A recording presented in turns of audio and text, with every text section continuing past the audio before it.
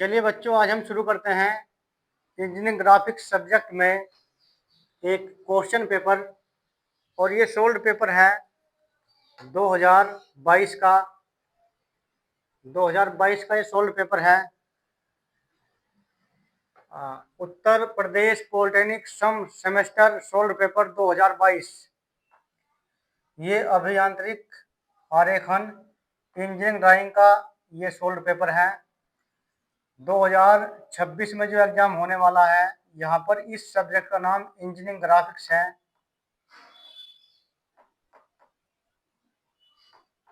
Engineering graphics.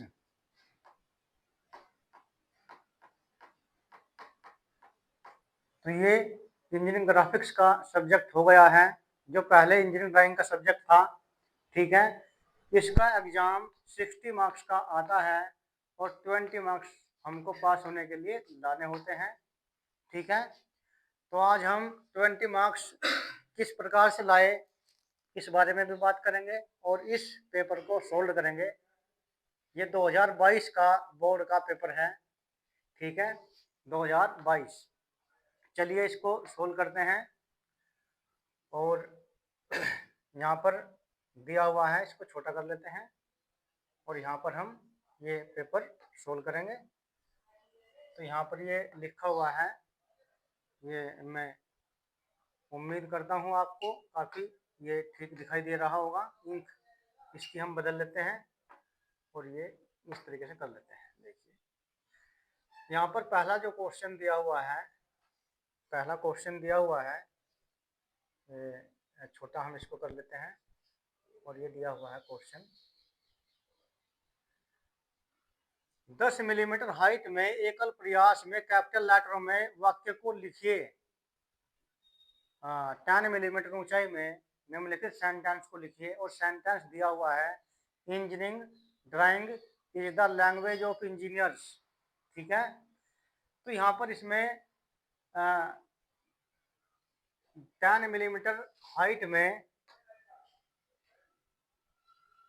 एकल प्रयास में capital letter, vertical capital letter में इस वाक्य को लिखना है, यानी कि वर्टिकल लिखना है।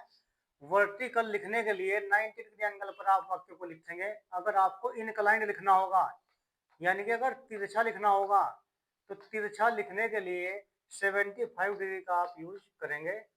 तो इस वाक्य को, सेंटेंस को लिखने के लिए क्या सेंटेंस है, engineering drawing is the language of engineers. Engineering drawing is the language of engineers. तो इसको लिखने के लिए हम एक 10 मिलीमीटर हाइट पे लाइन, दो पैरेलल लाइन ड्रा करेंगे। और यहाँ पर आइए चल करते हैं ड्राइंग। ये हमने एक लाइन ड्रा की और दूसरी लाइन 10 मिलीमीटर हाइट पर हम ड्रा करेंगे, दो पैरेलल लाइन ड्रा करेंगे। अगर ये वाक्य एक लाइन में नहीं आता है, वाक्य अगर एक लाइन में नहीं आता है, तो दूसरी लाइन भी हम ड्रा करेंगे इसके नीचे। तो यहाँ से 5 मिलीमीटर नीचे हम एक लाइन और ड्रा करते हैं। अगर वाक्य सेंटेंस नहीं आता है पूरा, तो एक लाइन और भी हम ड्रा कर सकते हैं, जिसकी ऊंचाई दोनों की बराबर होगी। 5 मिलीमीटर गैप छोड़ करके 10 मिलीमीटर हाइट पे हम, यानी कि इसकी हाइट कितनी, यहाँ से यहाँ तक इसकी हाइट 10 मिलीमीटर, 10 मिलीमीटर सवाल में कहा गया है। ये गैप हम 5 मिलीमीटर का, 6 मिलीमीटर का गैप छोड़ देंगे यहाँ पर, और फिर ये हाइट 10 मिलीमीटर लिखेंगे। दो लाइन हमने इसलिए खींच ली है, जिससे वाक्य अगर एक लाइन में नहीं आएगा, तो दूसरी लाइन में हम इसको लिखेंगे। अगर एक ही लाइन में आ जाएगा, तो दूसरी लाइन खींचने की आवश्यकता नहीं होगी। चलिए लिखते हैं, drawing D R A N ji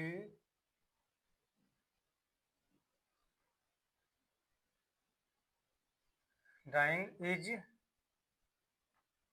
vertical लिखेंगे, is the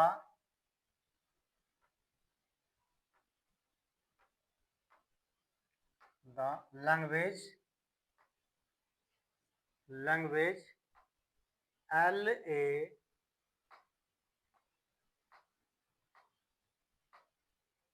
GUA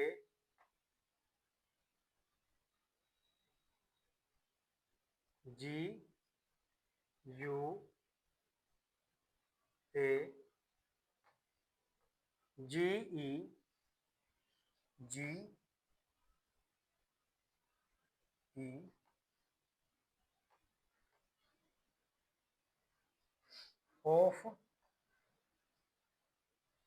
of engineers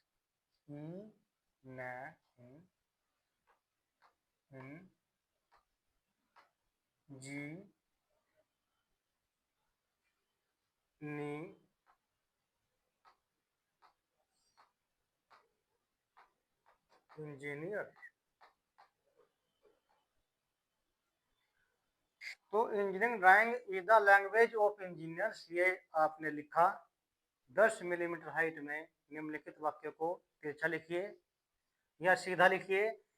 अगर ये इसको तिरछा लिखवाएगा तो 10 मिलीमीटर हाइट पर हम दो पैरेलल लाइन खींचेंगे और यहाँ पर 75 डिग्री का एंगल बनाएंगे, 75 का एंगल।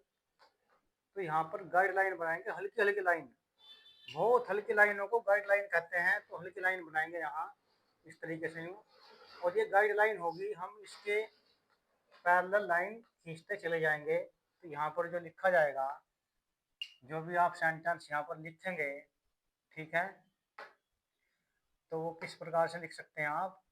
ड्राइंग दी, तिरछा ही लिखेंगे आप यहाँ, R A, ये ए यहाँ मिल गया तो थोड़ा गैप इसमें देना पड़ेगा यहाँ, एन तिरछा लिखेंगे एन। तो अगर तिरछा लिखेंगे तो 75 डिग्री के एंगल पर लिखेंगे। तो ये आप ध्यान से इस काम को करेंगे। आप सीधा लिखा हुआ है तो सीधा लिखेंगे, अगर पूछ लिया गया एग्जाम में तिरछा लिखा हुआ तो तिरछा ही आप लिखेंगे। तो टी आप ऐसे लिखेंगे।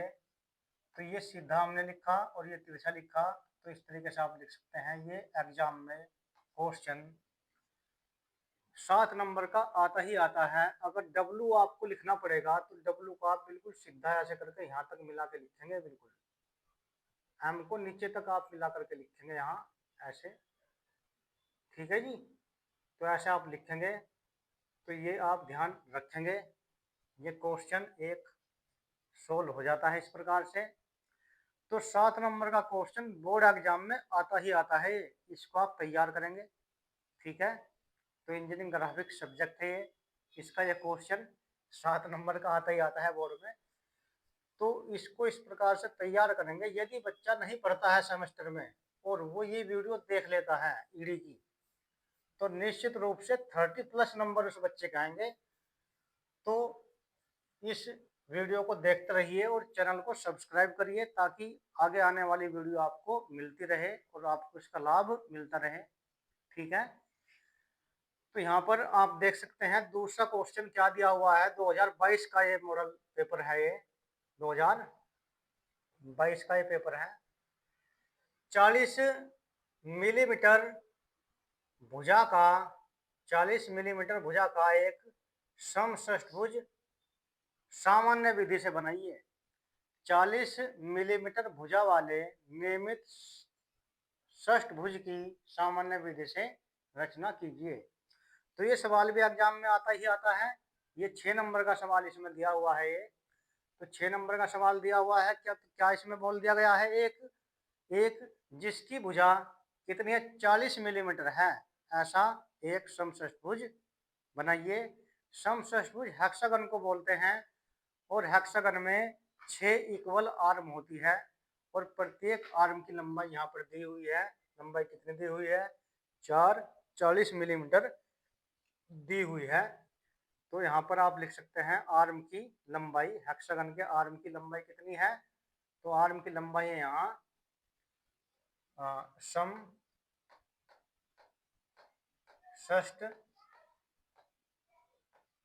षष्ठभुज की आर्म की लंबाई, भुजा की लंबाई, भुजा की लंबाई तो भुजा की लंबाई कितनी दी हुई है? भुजा की लंबाई दी हुई है 40 मिलीमीटर, और 40 मिलीमीटर को 4 सेंटीमीटर बोलते हैं। तो जितनी भी भुजा की लंबाई दी गई है समषष्ठभुज बनाने के लिए उतने ही डिस्टेंस आप प्रकार में लेंगे, और एक हम सर्कल यहाँ बनाएंगे। तो सर्कल हम बनाएंगे तो ये सर्कल बन जाता है आपका इस तरीके से।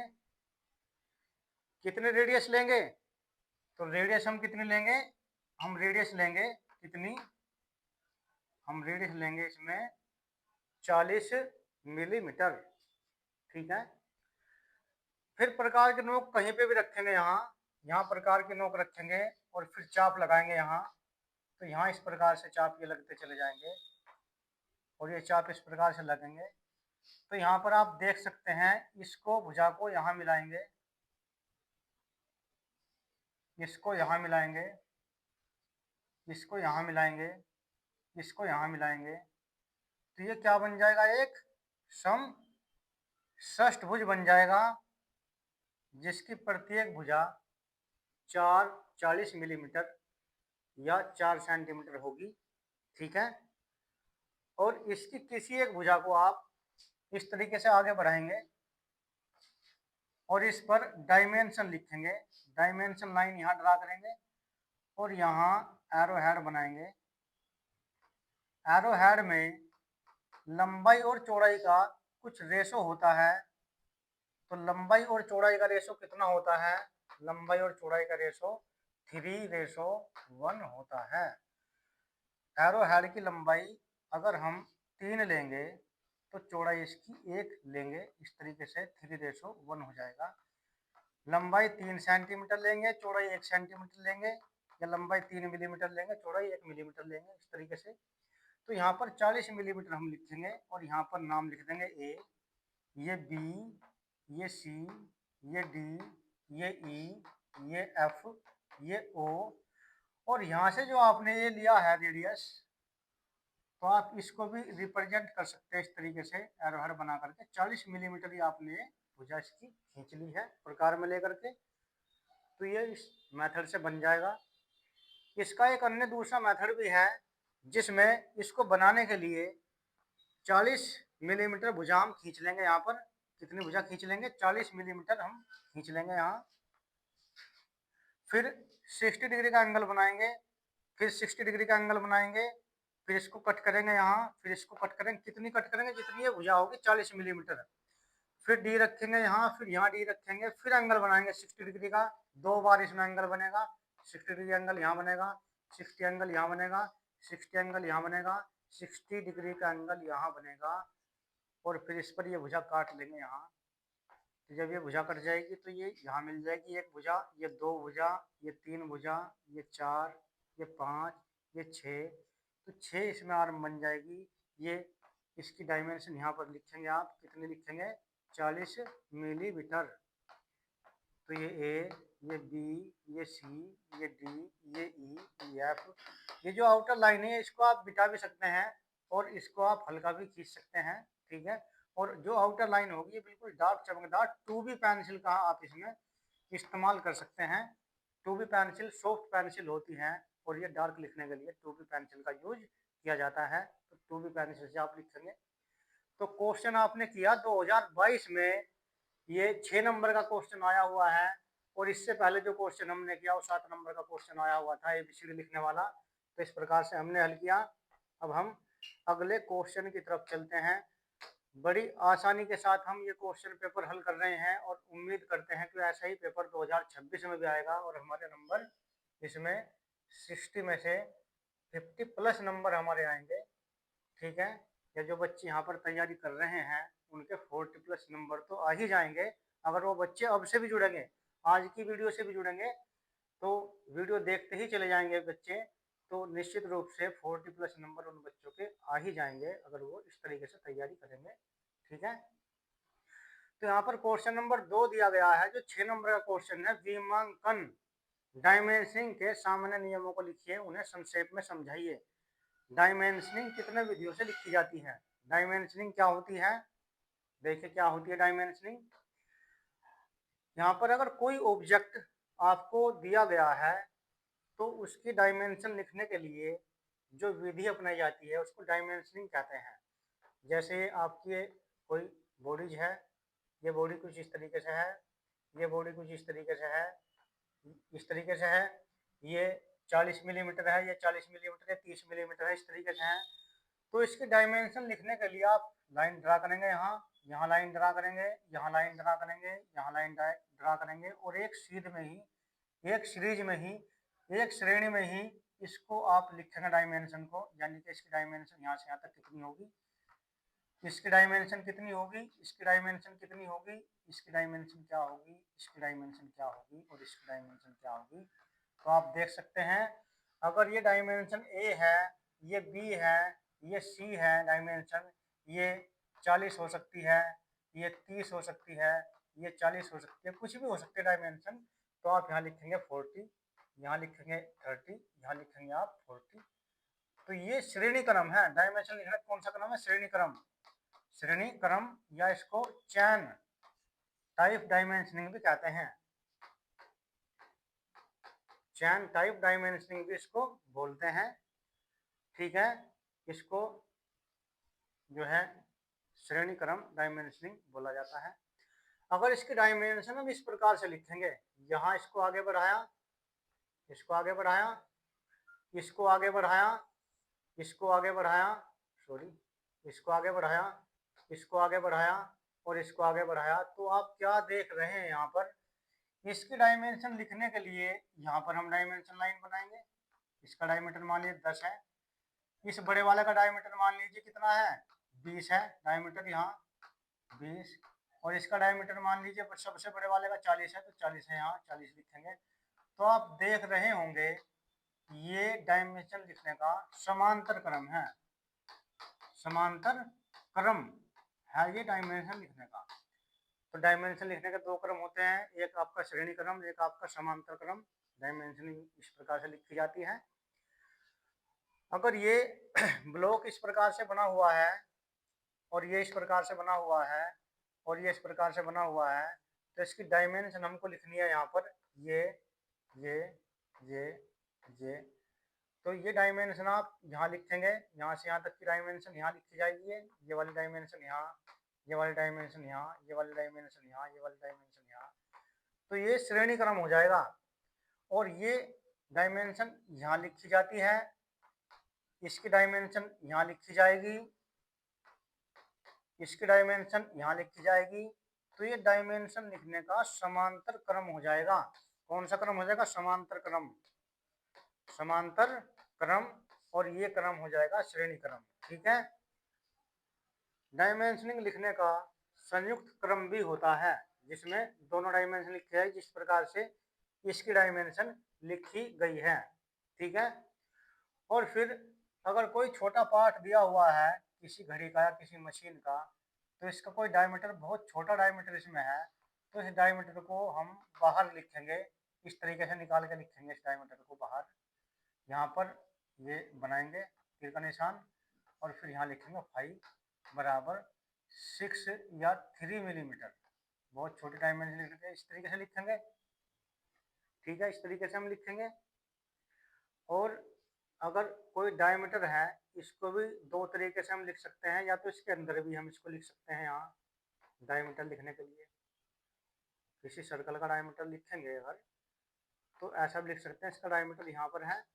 और डायमीटर को हम ऐसे भी लिख सकते हैं, ये डायमेंशन लिखने का तरीका एक ये भी होगा कि इसको हम बाहर भी लिख सकते हैं यहाँ, तो ये भी डायमेंशन लिखने का तरीका होगा इस तरीके से 5। तो ये डायमीटर लिखा जाएगा। कोई काउंटर शंक होल दिया हुआ है, काउंटर शंक होल का डायमीटर कुछ इस तरीके से होता है, ये होल, और ये इस तरीके से ये बनाया जाता है होल। तो ये होल का डायमीटर क्या है, इसका डायमीटर यहाँ डायमीटर कितना दिया हुआ है गैप यहाँ, तो इस गैप को हम इस तरीके से भी लिख सकते हैं। यहाँ डी दिया हुआ है, कितनी गहराई है इसकी, ये चौड़ाई है, ये लिख सकते हैं। इसको हम बाहर भी निकाल कर लिख सकते हैं। ये टेपर जो दिया हुआ है, टेपर ये 50/100 का टेपर दिया हुआ है, इस तरीके से इसको लिख सकते हैं। तो ये डायमेंशनिंग लिखने के तरीके होंगे। तो क्वेश्चन नंबर 2 हमने समझा कि डायमेंशन को किस तरीके से लिखा जाता है। दूसरा क्वेश्चन नंबर 3 दिया हुआ इसमें है। क्वेश्चन नंबर 3 जो क्या दिया हुआ है, क्वेश्चन नंबर 3, निम्नलिखित आरोप से क्या तात्पर्य है? विभिन्न प्रकार के स्केल कौन कौन से हैं, नाम लिखिए। ये क्वेश्चन 4 नंबर का दिया हुआ है कि विभिन्न प्रकार के स्केल कौन कौन से हैं, उसके नाम लिखिए। आरोप से आप क्या समझते हैं, और मापनी कितने प्रकार की होती है। और एक मापनी का क्वेश्चन भी यहाँ पर दिया हुआ है, इस क्वेश्चन को भी हम हल करेंगे। तो ठीक है, तो पहले क्या दिया हुआ इसमें है, एक मापनी की आरोप से आप क्या समझते हैं, मापनी कितने प्रकार की होती है। किसी भी चीज को नापने के लिए जिस उपकरण का प्रयोग किया जाता है उसको मापनी कहते हैं, स्केल मापनी। और मापनी बोर्ड एग्जाम में ये स्केल 14 मार्क्स की आती है। तो 4 नंबर का जो क्वेश्चन दिया हुआ है, दिया हुआ मापनी के प्रकार, मापनी के प्रकार, मापनी कितने प्रकार की होती है। तो मापनी कितने प्रकार की होती है, नंबर 1 साधारण मापनी, साधारण प्लेन, PLAIN प्लेन स्केल। और नंबर 2 विकर्ण मापनी, विकर्ण मापनी diagonal scale, diagonal scale. Number 3 जीवा मापनी, जीवा मापनी स्केल। और नंबर 4 समप्रमाणिक वर्नियर मापनी, वर्नियर मापनी, वर्नियर मापनी, vernier scale, vernier scale. Number 5 समप्रमाणिक मापनी, समप्रमाणिक मापनी आइसोमेट्रिक।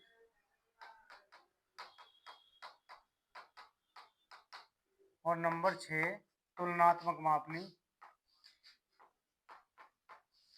तुलनात्मक मापनी, ये हो जाएगी कॉम्परेटिव स्केल।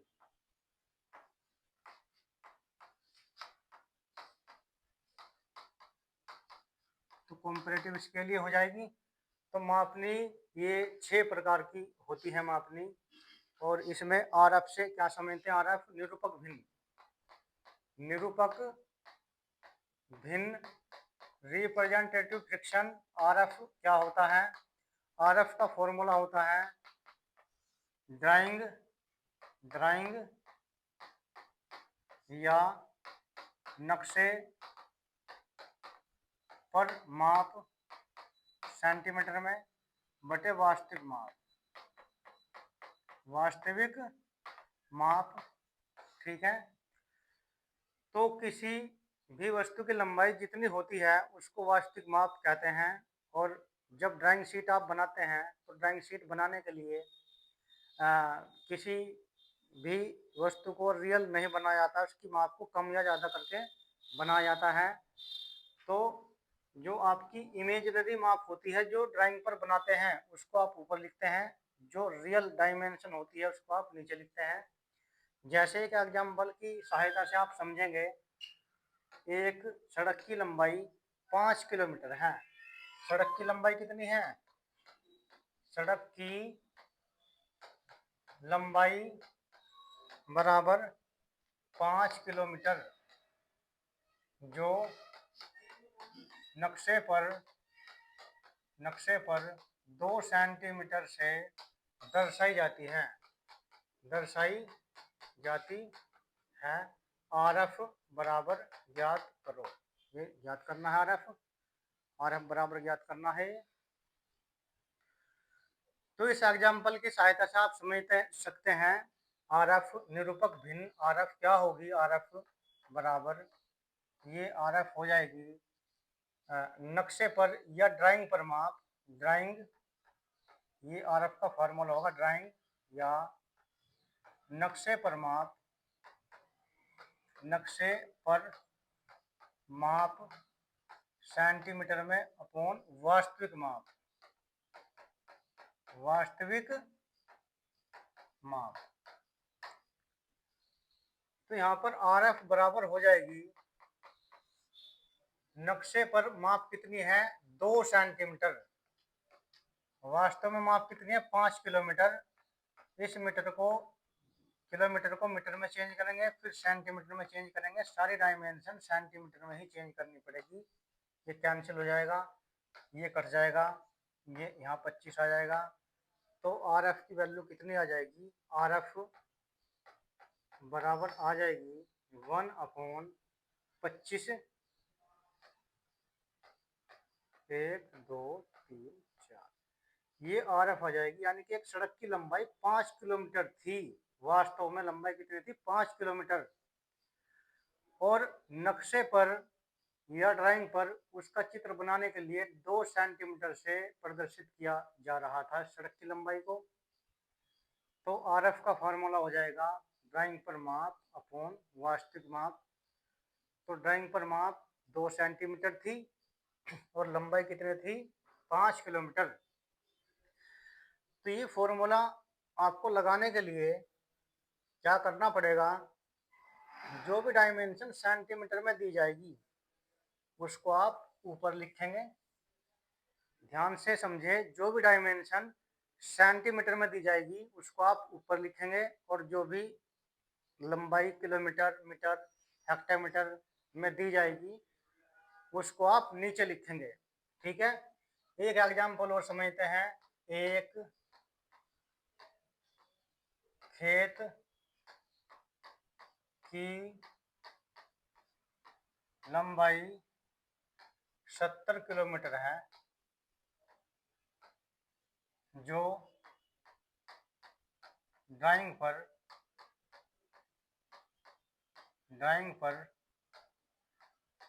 14 सेंटीमीटर से दर्शाई जाती है।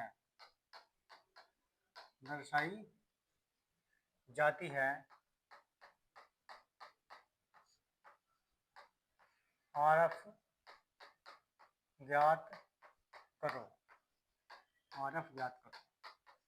तो बच्चों, RF का फॉर्मूला होगा RF बराबर ड्राइंग पर माप या नक्शे पर माप, ड्राइंग या तो ड्राइंग दिया हो या नक्शा दिया हो, नक्शे पर माप सेंटीमीटर में दी जाएगी बटे वास्तविक माप।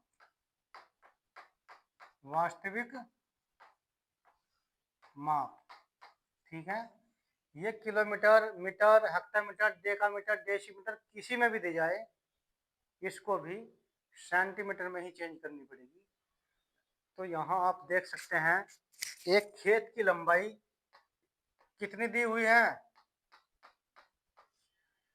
70 किलोमीटर दी हुई है। तो 70 किलोमीटर यहाँ आ जाएगा, और इसको मीटर में चेंज करेंगे तो 1000 से गुना होगी, फिर मीटर बन जाएंगे, फिर सेंटीमीटर बनाने के लिए 100 से गुना होगी तो सेंटीमीटर बन जाएंगे, और ऊपर लिखा जाएगा 14 सेंटीमीटर।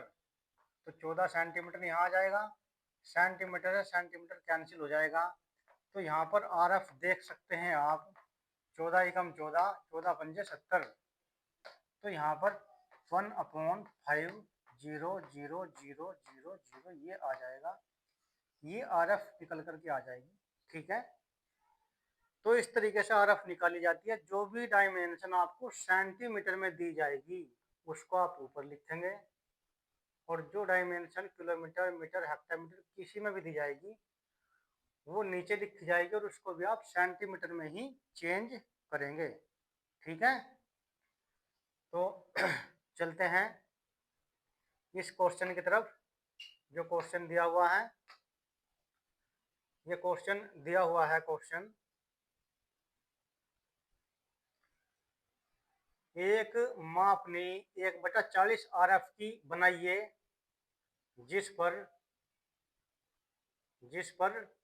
मापनी 40 RF की बनाइए, जिस पर मीटर, डेसीमीटर, सेंटीमीटर प्रदर्शित किए जा सके, 3 डिजिट प्रदर्शित इस पर की जा सके और मापनी अधिकतम 6 किलोमीटर मीटर तक नाप सके और मापनी पर 3.85 मीटर अंतर दर्शाइए। ठीक है, तो ये क्वेश्चन दिया हुआ है।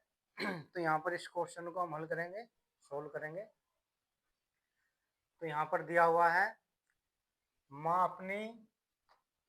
मापनी की आरएफ निकालनी नहीं पड़ी सवाल में। मापनी की आरएफ हमको दी हुई है, कितनी दी हुई आरएफ 1/40 दी हुई है। और मापने की अधिकतम माप भी दी हुई है, अधिकतम माप यानी कि अधिकतम मापनी कितनी नाप सके, अधिकतम माप दी हुई है। मैक्सिमम लेंथ बराबर 6 मीटर दी हुई है। और इस पर अंकित क्या करना है, मापने बनाकर इस पर अंकित कीजिए। कितना इस पर शो करना है, तो ये शो करना है इस पर कितना, इस पे करना 3.85 मीटर इस पर शो करना है, अंकित करना है। और मापनी बनाइए। तो आप साधारण मापनी और विकर्ण मापनी में अंतर समझेंगे। साधारण मापनी बनाने के लिए केवल 2 डिजिट का ही हम प्रयोग करते हैं, इकाई और दहाई का। लेकिन विकर्ण मापनी पर 3 डिजिट इकाई, दहाई और सैकड़े के अंकों तक हम प्रदर्शित कर सकते हैं। जैसे यहाँ पर दिया हुआ 3.85 मीटर इकाई, दहाई और सैकड़े, 3 डिजिट के अंकों को आप रिप्रेजेंट कर सकते हैं विकर्ण मापनी पर। और साधारण मापनी पर केवल 2 अंकों तक आप डिजिट को शो कर सकते हैं। तो ये इसमें अंतर है। इसको जब आप बनाएंगे तो इसकी ऊंचाई हम 15 मिलीमीटर लेंगे, 5 यहाँ लेंगे, 10 यहाँ लेंगे। लेकिन जब विकर्ण मापने बनाएंगे तो इसको हम डबल रखेंगे, यहाँ पर इससे डबल रखेंगे, यानी कि इसको हम 5 यहाँ लेंगे, 25 यहाँ लेंगे। तो इसका डबल यानी कि 30 मिलीमीटर ऊंचाई विकर्ण मापने की होगी। इस पे 2 एंगल बनाएंगे हम, एक 30 डिग्री का एंगल बनेगा यहाँ और एक बनेगा 45 डिग्री का एंगल। और यहाँ पर एक एंगल 30 डिग्री का बनेगा, दूसरा एंगल 45 डिग्री का बनेगा और तीसरा एंगल बनेगा यहाँ, तो ये बनेगा 45 डिग्री का। तो ये ध्यान रखेंगे, अगर आप डायगोनल स्केल बनाएंगे विकर्ण मापनी, 3 एंगल इस पर बनेंगे।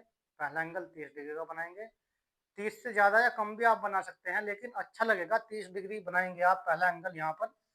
और इसको डिवाइड करेंगे तो 30 डिग्री का एंगल ही बहुत अच्छा इस पर लगेगा। फिर यहाँ पर 45 का एंगल बनाएंगे और फिर यहाँ पर भी 45 का एंगल बनाएंगे। तो इस तरीके से आप इसमें अंतर समझा। अब हम शुरू करते हैं इस सवाल को। तो सवाल में दिया हुआ है अधिकतम लंबाई 6 मीटर। तो अधिकतम लंबाई से मापनी की लंबाई निकालते हैं। मापनी की लंबाई तो मापनी की लंबाई को लेंथ ऑफ स्केल कहते हैं, लेंथ ऑफ स्केल। इसका फॉर्मूला होगा आरएफ गुना मैक्सिमम लेंथ, अधिकतम लंबाई, मैक्सिमम लेंथ। ठीक है, तो LOS निकालने के लिए आरएफ कितनी दी हुई है, सवाल में जो आरएफ आई थी दी हुई है 1/40 दी हुई है। यहाँ देख सकते हैं आप आरएफ कितनी दी हुई है, 1/40 आरएफ दी हुई है। तो 1/40 लिखेंगे गुना अधिकतम लंबाई सवाल में 6 मीटर दी हुई है, 6 मीटर। तो मापने का जो भी क्वेश्चन होगा उसको सेंटीमीटर में ही चेंज हम करेंगे। तो सेंटीमीटर में चेंज करेंगे इसको, तो 100 से गुणा करेंगे, तो 100 से गुणा सेंटीमीटर हो जाएगा यहाँ पर। तो आप देख सकते हैं इस जीरो से ये जीरो कैंसिल हो जाएगी, यहाँ पर 60 बचेगा, नीचे 4 बचेगा। तो 60 को हम 4 से डिवाइड करेंगे तो कितना कैंसिल होकर के आ जाएगा, 15 आ जाएगा यहाँ पर। तो LOS की माप कितनी आ जाएगी हमारी, LOS की माप आ जाएगी 15 सेंटीमीटर। तो इस मापनी को बनाने के लिए जो लंबाई है, मापनी की लंबाई बनाने के लिए कितनी आएगी, 15 सेंटीमीटर। तो मापनी को बनाने के लिए हम 15 सेंटीमीटर लंबी लाइन खींचेंगे। कितनी लंबी लाइन खींचेंगे, 15 सेंटीमीटर लंबी लाइन हम मापनी को बनाने के लिए खींचते हैं। तो मापनी को बनाने के लिए लंबी लाइन खींचते हैं 15 सेंटीमीटर। तो यहाँ पर हम 15 सेंटीमीटर लंबी लाइन खींचते हैं। तो ये हम बनाने के लिए इसको थोड़ा मिटाना पड़ेगा, स्पेस चाहिए हमको। इसको भी हम यहाँ पर लाते हैं ऊपर। तो मापने की लंबाई किस फॉर्मूले से आई उसको हम यहाँ लिखेंगे।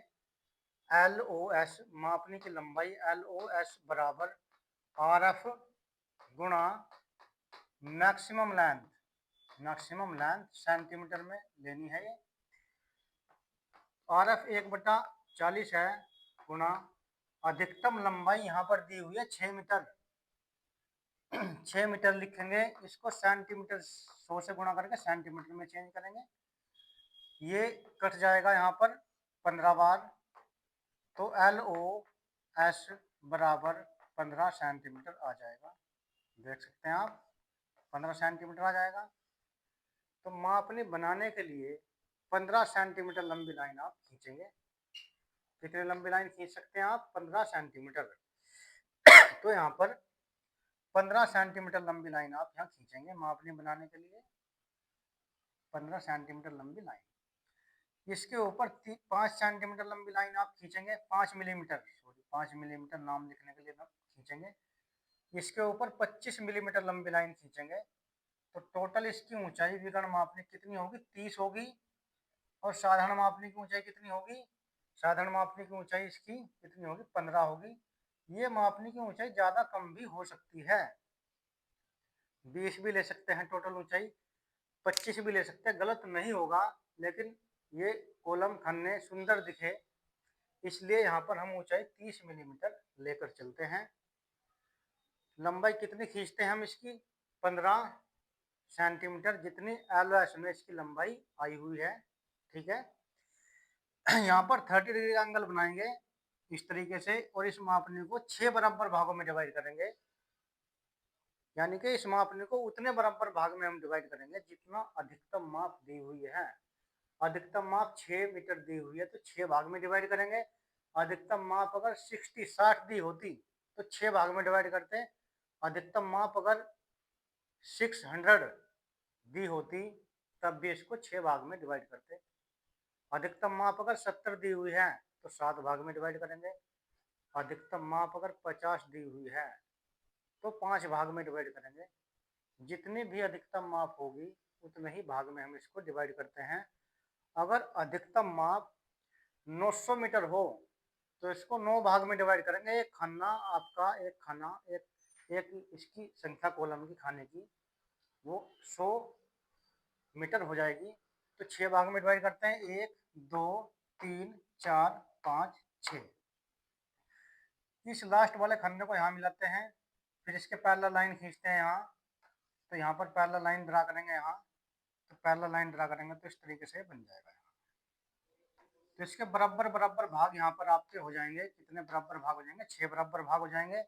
यहाँ पर लिखेंगे 0, यहाँ पर लिखेंगे 1 2 3 4 और ये 5, ये आएगा मीटर, 5 मीटर। एक कम रहेगा क्योंकि पहला ये कॉलम जो है पहला, इसको हमने 0 मान लिया है, इसलिए एक कम रहेगा। ये कितना रहेगा? एक कम रहेगा।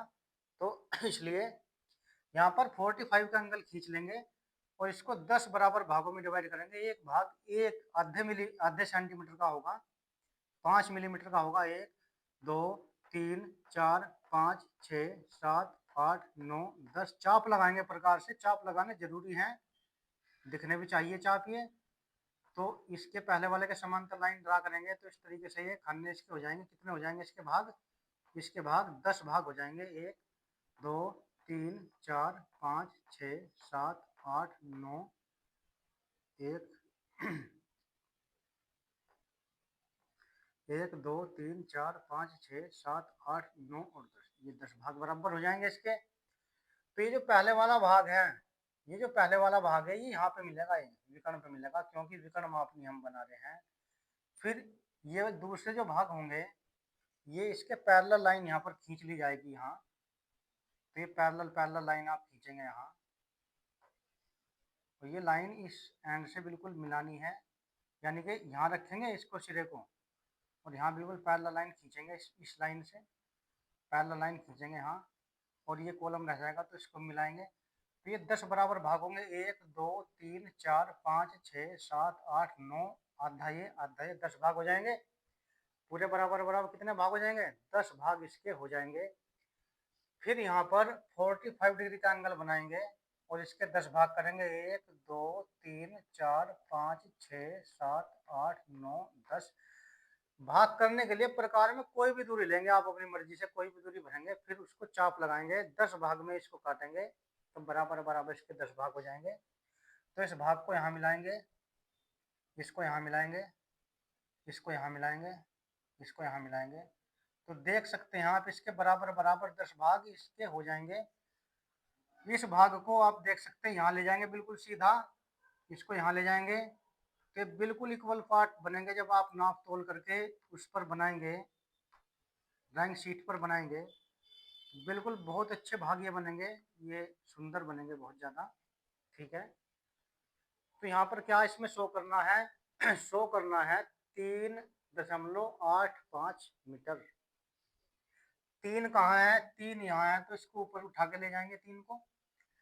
और फिर क्या है 8, तो 8 यहाँ लेंगे। 1 2 3 4 5 6 7 8, 1 2 3 4 5 यहाँ लेंगे, यानी कि 3 तो उधर लेंगे, फिर 8 इधर लेंगे। 1 2 3 4 5 6 7 8, और फिर 8 पे ऊपर चलेंगे 5, एक लाइन 2 3 4 5, तो 5 लाइन आ जाएगी। तो बिल्कुल इसको सीधा लेके चलेंगे यहाँ इस तरीके से, और यहाँ पर एक डायमेंशन वाली लाइन बनाएंगे और इसको लिखेंगे हम, कितना लिखेंगे इसको? 3.85 मीटर। और इसके ऊपर सवाल के RF लिख देंगे 1/40, और यहाँ पर लिख देंगे हम, क्या लिख देंगे यहाँ पर लिख देंगे इसकी लाइन ऑफ स्केल। ये लाइन बनाकर क्या लिखेंगे? लाइन ऑफ स्केल कितनी? 15 सेंटीमीटर। और यहाँ पर भी मीटर है और यहाँ पर भी मीटर है, तो ये कंप्लीट हो जाएगी। और इस पर हमको कितने नंबर मिलेंगे? पूरे 14 मार्क्स इस पर हमको मिलेंगे। ठीक है, तो ये क्वेश्चन भी हमने कंप्लीट किया, इसे आपने समझा। इसकी जैसे और भी क्वेश्चन आप बना सकते हैं, देख सकते हैं, प्रैक्टिस कर सकते हैं, लेकिन मेथड यही रहेंगे। 2 ही फॉर्मूले इसमें लगेंगे, एक फॉर्मूला RF का, और अगर RF दी हुई है तो लंबाई निकालने का LOS का फॉर्मूला लगेगा, RF गुना अधिकतम लंबाई, जो भी सवाल में दी जाएगी। और जितनी भी सवाल में अधिकतम लंबाई दी जाएगी उतने ही मापने के भाग होंगे 30 डिग्री का एंगल बना करके। अगर मापने की लंबाई 40 दी हुई है तो 4 भाग होंगे, मापने की लंबाई 300 दी हुई है तो 3 भाग होंगे, मापने की लंबाई 600 दी हुई है तो 6 भाग होंगे, मापने की लंबाई अगर 9 दी हुई है तो 9 भाग होंगे। ठीक है, तो इस तरीके से हमने मापने का भी क्वेश्चन ये किया जो एग्जाम में आया हुआ था। और फिर हम देखते हैं दूसरा क्वेश्चन। ठीक है, तो दूसरा क्वेश्चन हम देखते हैं ये, और क्वेश्चन देखते हैं दूसरा। तो यहाँ पर देख सकते हैं आप, ये इस प्रकार से बना हुआ था। प्रथम कोणीय प्रक्षेप एवं तृतीय कोणीय प्रक्षेप में अंतर बताइए। ठीक है, सिंबल सहित अंतर बताइए। तो आप देख सकते हैं बड़ा ही आसान ये क्वेश्चन है। जो प्रथम कोणीय प्रक्षेप होगा उसमें जो ये इस तरीके से होगा, एक छोटा होगा इसमें और एक क्या होगा? बड़ा होगा। एक छोटा होगा एक बड़ा होगा सिरा। तो अगर छोटे सिरे की तरफ आप इधर से देखते हैं, इधर से देखते हैं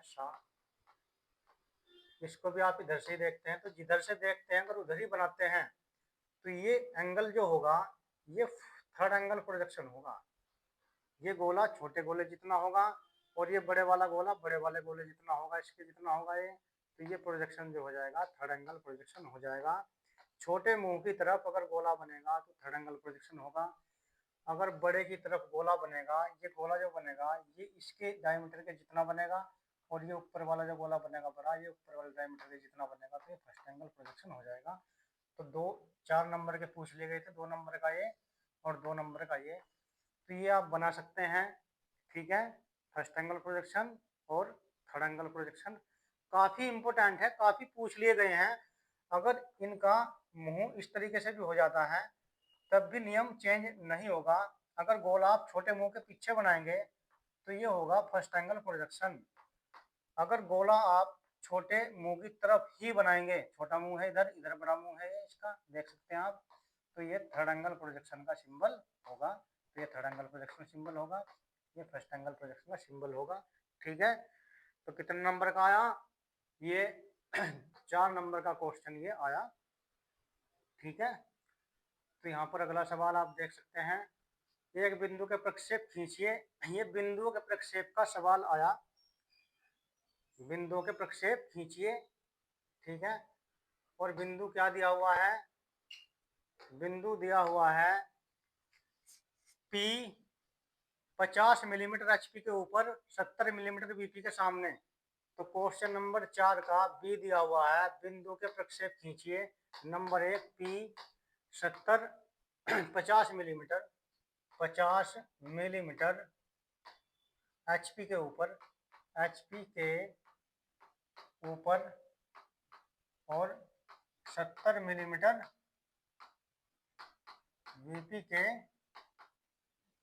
VP के सामने स्थित है। VP के सामने स्थित है, सामने स्थित है। ये सवाल आया हुआ है। और दूसरा सवाल क्या दिया हुआ है? बिंदु Q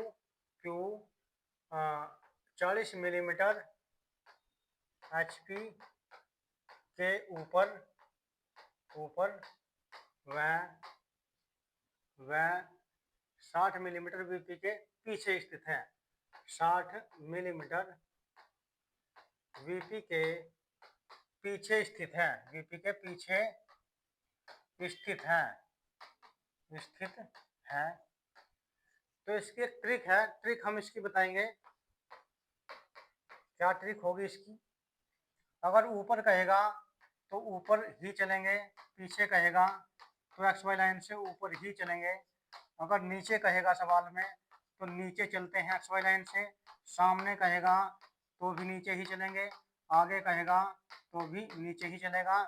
ठीक है, और HP से कहे तो डैश लगाते हैं, डैश लगाते हैं। VP से कहे तो डैश नहीं लगाते। जो बिंदु आपको HP से दिया जाएगा वो बिंदु VP में चला जाएगा, तो VP में ही डैश लगाएंगे। तो इस प्रकार से इस ट्रिक से हम सवाल हल कर सकते हैं। इस ट्रिक को आप देख सकते हैं, ये ट्रिक काम आएगी। स्क्रीनशॉट इसका ले सकते हैं आप। ठीक है, फिर हम चलते हैं इस सवाल की तरफ और हम इस सवाल को बनाते हैं। कैसे बनाते हैं? सवाल को बनाने के लिए एक्स वाई लाइन ड्रा करनी पड़ेगी, एक्स वाई लाइन ड्रा करनी पड़ेगी। तो एक्स वाई लाइन ड्रा करते हैं, चलिए। ये देखिए एक्स वाई लाइन हम ड्रा करते हैं सवाल को हल करने के लिए। बिंदु P 50 मिलीमीटर HP के ऊपर है। अगर ऊपर कहेगा तो ऊपर ही चलेंगे और 50 मिलीमीटर ऊपर चलेंगे, तो पॉइंट बनाएंगे बिल्कुल चमकदार। और यहाँ पर लिखेंगे इसकी डायमेंशन। कितने डायमेंशन लिखेंगे? 50 मिलीमीटर। ये 50 लिखेंगे। ये लाइन डायमेंशन वाली 1.5 या 2 सेंटीमीटर इधर की तरफ इसके खींचनी है। डायमेंशन इधर नहीं लिखनी है, इधर लिखनी है डायमेंशन। तो यहाँ पर लिखेंगे स्मॉल p। फिर 70 मिलीमीटर VP के सामने है, सामने के लिए नीचे चलेंगे। सामने के लिए कहाँ चलेंगे? नीचे। ऊपर के लिए ऊपर चलेंगे, पीछे के लिए भी ऊपर चलेंगे। पीछे दिया हुआ है तो ऊपर चलेंगे। अगर नीचे दिया हुआ है तो नीचे चलेंगे। अगर सामने दिया हुआ है तो नीचे चलेंगे। अगर नीचे दिया हुआ है तो पॉइंट नीचे ही चलते हैं। जो भी पॉइंट HP से दिया जाएगा वहीं पर डैश लगाते हैं। जो पॉइंट VP से दिया जाएगा वहां पर डैश नहीं लगाते। ठीक है, तो 70 मिलीमीटर VP से सामने दिया हुआ है। 70 मिलीमीटर यहाँ दिया हुआ है, तो पॉइंट बनाएंगे और इसकी बिल्कुल सीध में यहाँ तो एक लाइन ड्रा करेंगे, यहाँ डायमेंशन लाइन, और तीर का निशान बनाएंगे एरो हेड, और यहाँ पर लिखेंगे 70। यहाँ पर लिखेंगे P डैश। तो डैश कहाँ लगाएंगे? बिंदु P 50 मिलीमीटर HP के ऊपर यानी कि HP से ये पॉइंट दिया हुआ है तो यहाँ पर डैश लगाएंगे। जो भी पॉइंट HP से दिया जाएगा, HP में, HP से ऊपर, HP के नीचे, HP के सामने, HP से 2 नीचे 2 ऊपर, तो जो भी HP से दिया जाएगा वहीं पर डैश लगाएंगे तो डैश यहाँ लगेगा। ठीक है, और ये सवाल हल हो जाएगा। लेकिन जिधर डैश लगता है उधर हम VP लिखते हैं और ये HP लिखते हैं, तो ये पूरा कंप्लीट सवाल हो जाएगा। दूसरा सवाल हल करने के लिए यहाँ हम X और Y लाइन ड्रा करेंगे। ठीक है, और यहाँ पर दिया 40 मिलीमीटर VP के ऊपर, तो 40 मिलीमीटर ऊपर दिया हुआ, तो 40 मिलीमीटर हम ऊपर चलेंगे। यहाँ 40 मिलीमीटर ऊपर चलते हैं VP से। और फिर दिया हुआ 60 मिलीमीटर VP के पीछे स्थित है। तो सवाल में ऊपर भी दिया हुआ है, सवाल में पीछे भी दिया हुआ है। ऊपर के लिए भी ऊपर ही चलेंगे, पीछे के लिए भी ऊपर ही चलेंगे। तो यहाँ पर 40 मिलीमीटर तो यहाँ चलते हैं, फिर 60 मिलीमीटर यहाँ से ऊपर चलेंगे, तो 60 मिलीमीटर यहाँ जाएगा। यानी कि इस सवाल में ऊपर भी दिया हुआ है और पीछे भी दिया हुआ है, तो यहाँ पर कितना चलेंगे, 40 मिलीमीटर। आप देख सकते हैं 40 मिलीमीटर। और यहाँ कितना चलेंगे, 60 मिलीमीटर। तो 60 मिलीमीटर भी ऊपर की ओर चलना था और 40 मिलीमीटर भी पीछे की ओर चलना था। अब डैश कहाँ लगाएंगे, एक पॉइंट तो Q होगा, स्मॉल से लिखेंगे, ये Q होगा। डैश कहाँ लगेगी, जो भी पॉइंट आपको HP से दिया जाएगा वहीं पे डैश लगाते हैं। क्या दिया हुआ है, Q 40 मिलीमीटर HP के ऊपर स्थित है, यानी कि जो 40 वाली डायमेंशन है, ये डायमेंशन HP से दी गई है, तो यहीं पर आप पॉइंट लगाएंगे, तो पॉइंट यहाँ लग जाएगा। और यहाँ पर लिखा जाएगा VP अपॉन HP। यहाँ पर दोनों समतल ऊपर ही होंगे, यानी कि दोनों पॉइंट ऊपर ही होंगे, HP भी ऊपर होगा और VP भी ऊपर होगा। तो ये क्वेश्चन यहाँ दिया हुआ है, इसका हल यहाँ दिया हुआ है, आप इसका स्क्रीनशॉट ले सकते हैं। चलिए अगले क्वेश्चन की तरफ हम चलते हैं।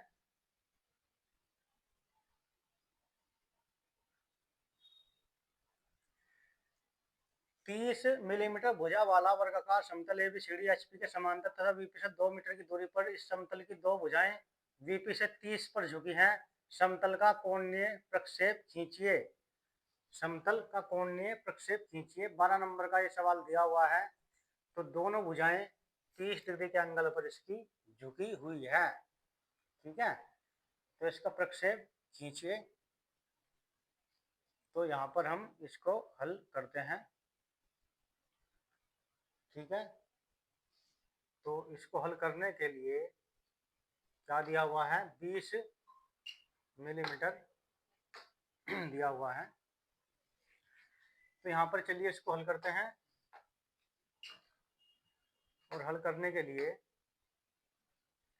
एक XY लाइन हम यहाँ ड्रा करेंगे और X, ये तलों के प्रक्षेप का सवाल है। यहाँ पर VP, यहाँ पर HP। ठीक है, तो ये तल की भुजा दोनों समतलों से 30-30 डिग्री का एंगल बना रही है, 30 डिग्री का एंगल बना रही है। और तल 20 मिलीमीटर HP के पीछे है, समांतर रहता है, और VP से भुजाएं कितना एंगल बनाती है, 30 डिग्री का एंगल बनाती है। तो यहाँ पर क्या काम करेंगे, इसका हम पहले ये समतल बनाएंगे। HP में समतल बनेगा ये, जिसकी भुजा 30 मिलीमीटर है, ये भुजा 30 मिलीमीटर हो जाएगी। इसका नाम लिखेंगे A, B, C और D। यहाँ पर ये 20 मिलीमीटर ऊपर है प्रक्षेप, तो 20 मिलीमीटर ऊपर ले जाएंगे और यहाँ पर नाम लिखेंगे A dash upon D dash, और यहाँ पर नाम लिखेंगे B dash upon C dash. ठीक है, फिर यहाँ पर दिया हुआ है, यहाँ पर दिया हुआ है कि ये भुजा 30 डिग्री का एंगल बनाती है। तो 30 डिग्री का एंगल ये बनाएगा, यहाँ पे ये यहाँ पे कट हो जाएगा, ये हो जाएगा A1 dash upon B1 dash, और ये B1 dash upon C1 dash. तो ये नीचे की ओर आएगा, ये नीचे की ओर आएगा, फिर ये यहाँ आएगा, फिर यहाँ आएगा। तो फिर ये एक की स्क्वायर बन जाएगा A1, B1, C1 और D1। फिर इसकी जो आर्म होगी ये 30 डिग्री के कोण पर यहाँ पर झुक जाएगी आर्म ये, और फिर इस पे हम ऐसा बनाएंगे ये, फिर इसको ऊपर की तरफ ले जाएंगे, यहाँ ऊपर की तरफ ले जाएंगे, इसको यहाँ मिलाएंगे, इसको यहाँ मिलाएंगे, सब यहाँ पर नाम लिखेंगे। ए नाम यहाँ आ जाएगा, बी नाम यहाँ आ जाएगा और सी नाम यहाँ आ जाएगा। तो इस तरीके से जो नाम यहाँ पर आएंगे ये इस तरीके से, तो इसको मिलाएंगे यहाँ, तो इसके मिलाने से इस प्रकार से बन जाएगा। तो ये क्वेश्चन भी आपका तलों के प्रक्षेप का इस तरीके से हल हो जाएगा। ठीक है। तो इस तरीके से हल हो जाएगा सवाल ये। अब इसमें एक दो क्वेश्चन और रह गए हैं, तो कौन से क्वेश्चन है देखते हैं। ये तो खत्म हो चुका है, यहाँ पर देखते हैं। एक बेलन के प्रक्षेप बनाइए जिसका आधार 25 मिलीमीटर ऊंचाई 40 मिलीमीटर है एच पर रखा है। इसका एक वीपी से 20 मिलीमीटर दूरी पर है। इसके प्रक्षेप बनाइए। तो इसके प्रक्षेप बनाने के लिए क्या करना होगा, एक XY लाइन हम ड्रा करेंगे। सॉलिड का सवाल दिया हुआ है और यहाँ पर वीपी फर्स्ट एंगल प्रोजेक्शन में हमको बनाना है। तो यहाँ पर एक सर्कल हम ड्रा करेंगे जिसका सेंटर, इसका सेंटर कहाँ पर है, 20 मिलीमीटर नीचे, 20 मिलीमीटर नीचे है। तो यहाँ पर एक बनाएंगे हम सर्कल, जो इसका व्यास दिया हुआ है, व्यास कितना दिया, 25 मिलीमीटर। तो 12.5 रेडियस की दूरी से हम इसको बनाएंगे यहाँ पर, और फिर इसको हम 8 भाग में बराबर बराबर 8 भाग में इसको डिवाइड करेंगे। ये प्रोजेक्शन ऑफ सॉलिड का सवाल है। यहाँ पर लिखेंगे ए, यहाँ पर लिखेंगे बी, सी, डी, ई, एफ, जी, एच। ठीक है। और फिर इसको हम ऊपर की तरफ लेकर के जाएंगे, यहाँ सीधा ऊपर की तरफ लेकर के जाएंगे। तो ये बेलन है एक, ठीक है। और इसकी ऊंचाई कितनी दी हुई है, ऊंचाई दी हुई है इसकी 40 मिलीमीटर। तो 40 मिलीमीटर ऊंचाई हम इसकी काट देंगे यहाँ पर। ये यहाँ से ऊंचाई 40 मिलीमीटर यहाँ ले लेंगे हम इसकी ऊंचाई, तो 40 मिलीमीटर ऊंचाई हो जाएगी। इसका नाम 1, 2, 3, 4, ये 5, ये 6, ये 7, ये 8, ऐसे नाम इसके आएंगे। तो यहाँ पर जो पॉइंट आएगा ये ए डैश आएगा, यहाँ पर जो पॉइंट आएगा बी डैश आएगा, यहाँ पर सी डैश आएगा, यहाँ पर जी डैश आएगा, यहाँ पर एफ डैश आएगा, ई डैश आएगा। तो यहाँ पर 1 और 4, 6, 2, 3 ऐसे पॉइंट यहाँ पर आते चले जाएंगे इस तरीके से। तो ये बनके तैयार हो जाएगा हमारा। तो इस प्रकार से कुछ यहाँ पर सिंबल दिए हुए हैं। एग्जॉस्ट फैन तथा घंटी के चित्र बनाइए, सिंबल बनाइए। एग्जॉस्ट फैन का सिंबल इस तरीके से होता है। एग्जॉस्ट 6 नंबर का है, 3 नंबर का सिंबल एग्जॉस्ट फैन का और 3 नंबर का सिंबल घंटी का है। ये एग्जॉस्ट फैन का सिंबल है। और घंटी का सिंबल किस प्रकार से हो जाएगा, घंटी का सिंबल इस प्रकार से हो जाएगा जैसे सांप की छतरी होती है, इस तरीके से घंटी का सिंबल हो जाएगा। अगर बजर का सिंबल पूछ लेगा तो बजर का सिंबल घंटी के सिंबल का उल्टा हो जाएगा, तो इस तरीके से सिंबल हो जाएगा, इसको बजर का सिंबल कहते हैं। तो ये क्वेश्चन पेपर 2022 का था जो हमने कंप्लीट किया। अगर आप ये वीडियो देखते रहेंगे, चैनल को सब्सक्राइब करेंगे, ठीक है, लाइक और शेयर भी करेंगे, तो काफ़ी बेनिफिट इन वीडियो से होने वाला है। और निश्चित रूप से मैं मानता हूँ आपके 60 में से 40 प्लस नंबर आएंगे, 40 प्लस नंबर आपके आएंगे। अगर बहुत कम समय है, 25 तारीख को इसका एग्जाम है, अगर उससे पहले आप हमारे चैनल से जुड़ेंगे और ये वीडियो देख करके आप इस पर काम करेंगे, निश्चित रूप से आपके 40 प्लस मार्क्स आएंगे। और इस चैनल पर आपको मैथमेटिक्स, केमिस्ट्री और इंग्लिश जो CS सब्जेक्ट है, सभी सब्जेक्ट भी अप्लाइड, फिजिक्स का पेपर, पहला पेपर फिजिक्स का है, इन सब सब्जेक्ट की वीडियो यहाँ पर दी जाएगी आपको। लाइव क्लास भी यहाँ पर चलेगी। तो आप चैनल को सब्सक्राइब करें और घंटी को आप हिट करें ताकि नोटिफिकेशन आपको मिलता रहे। चलिए, वीडियो देखने के लिए बहुत बहुत धन्यवाद।